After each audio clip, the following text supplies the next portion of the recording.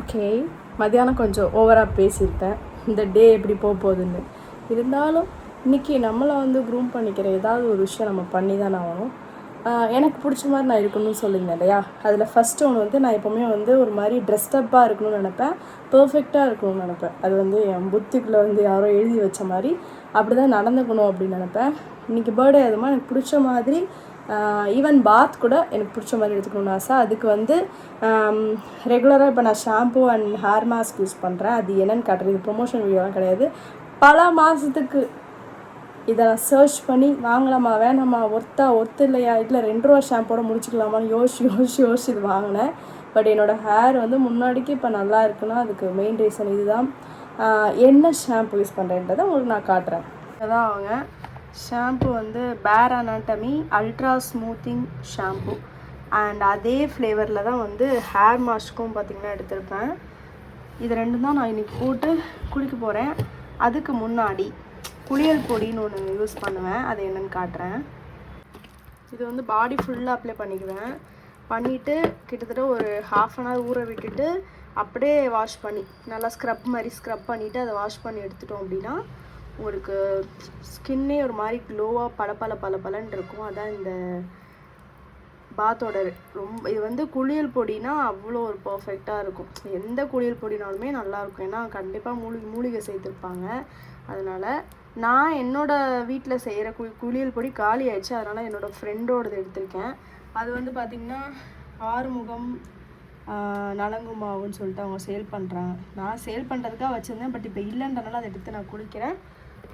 Okay friends, நான் பாத் எடுத்துகிட்டு வந்துட்டு உங்களை பார்க்குறேன். பாய்.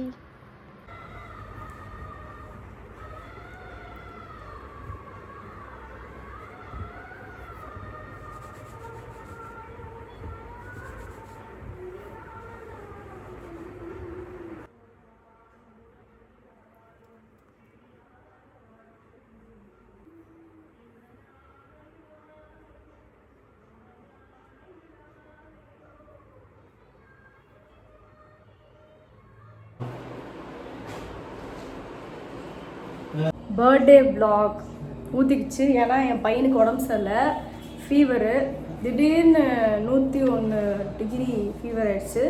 ஸ்கூல்லேருந்து வரும்போது கொஞ்சம் டயர்டாக தான் வந்தேன். அப்போயே எனக்கு டவுட் இருந்துச்சு, சரி முடியல போல் அப்படின்ட்டு. வந்தோடனே டானிக் ஊற்றி பார்த்தேன், அப்போயும் சரியாகலை. சரின்ட்டு ஊசி போட போனோம். ஊசி போட்டு டேப்லெட்லாம் சாப்பிட்டாச்சு.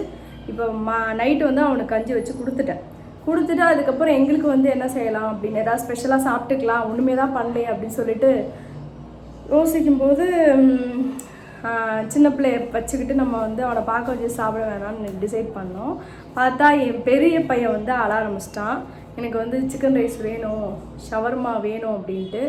ஸோ வேறு வழியே இல்லாமல் ஹோட்டலில் வாங்கி சாப்பிட போகிறோம்.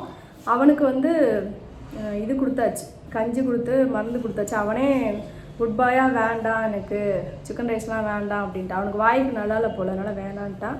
என்னோடய பர்த்டே இவ்வளோ மோசமாக போகுன்னு சத்தியமாக நான் எதிர்பார்க்கல. எனிவேஸ் பரவாயில்ல, நான் காலையில் ஒரு வீடியோ போட்டிருப்பேன் எனக்கு இந்த நாளை எப்படி ஓட்டணுன்ட்டு இருக்குது அப்படின்ட்டு.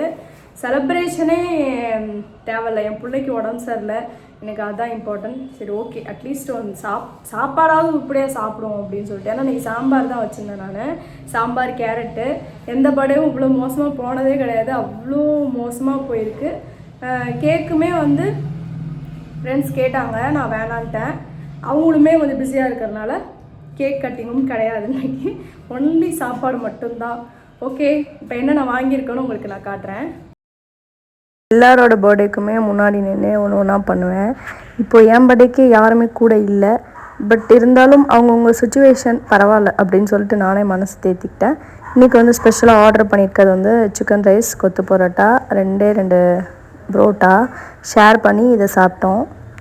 சம்டைம்ஸ் நம்ம யோசிப்போம், இந்த சுச்சுவேஷனில் யாரும் நம்ம கூட இல்லை அப்படின்ட்டு. நான் யோசிப்பேன், ஆனால் ஒரு 2 செகண்ட் தான் யோசிப்பேன். அதுக்கப்புறம் இதுதான் ப்ராக்டிக்கலான விஷயம் இல்லையா, யாருமே கடைசி வரைக்கும் நம்ம கூட இருக்க போகிறது கிடையாது அப்படின்ற ஒரு தாட்டுக்கு நான் வந்துடுவேன். ஸோ அதனால் எனக்கு இதெல்லாம் ஈஸியாக இருக்குது. அதே போல் இன்றைக்கி நான் தனியாக செலிப்ரேட் பண்ணியிருக்கேன். காலையில் ஒரு 9 o'clock வரைக்கும் பசங்க இருந்தாங்க. அதுக்கப்புறம் ஃபுல் அண்ட் ஃபுல் நான் ஏதாவது ஒரு ஒர்க் பண்ணிவிட்டு அதை டைவர்ட் பண்ணிகிட்டே இருந்தேன்.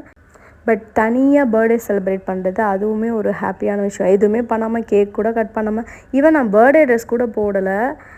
இந்த வருஷம் இப்படி தான் இருக்கணும்னு இருக்குது. இவ்வளோ வருஷத்தில் இவ்வளோ தனிமையாக நான் ஃபீல் பண்ணதே இல்லை. ஆனாலுமே இதுவுமே கொஞ்சம் டிஃப்ரெண்ட்டாக தான் இருக்குது. இதுக்கப்புறம் வந்து பர்த்டே செலிப்ரேஷன் பெருசாக பண்ண வேணாம்னு நான் டிசைட் பண்ணிட்டேன். அண்ட் வந்து எனக்கு பிடிச்ச மாதிரி மெகந்திலாம் போட்டுட்டு இருந்த டைமில் கொரியர் வந்துடுச்சு. எனக்கு வந்து என்ன ஆயிடுச்சுன்னா, ரொம்ப ஆசையாக போயிட்டு ஓப்பன் பண்ணி பார்த்தேன். ஏன்னா இது வந்து மீஷோவில் 310க்கு வாங்கின குர்த்தி.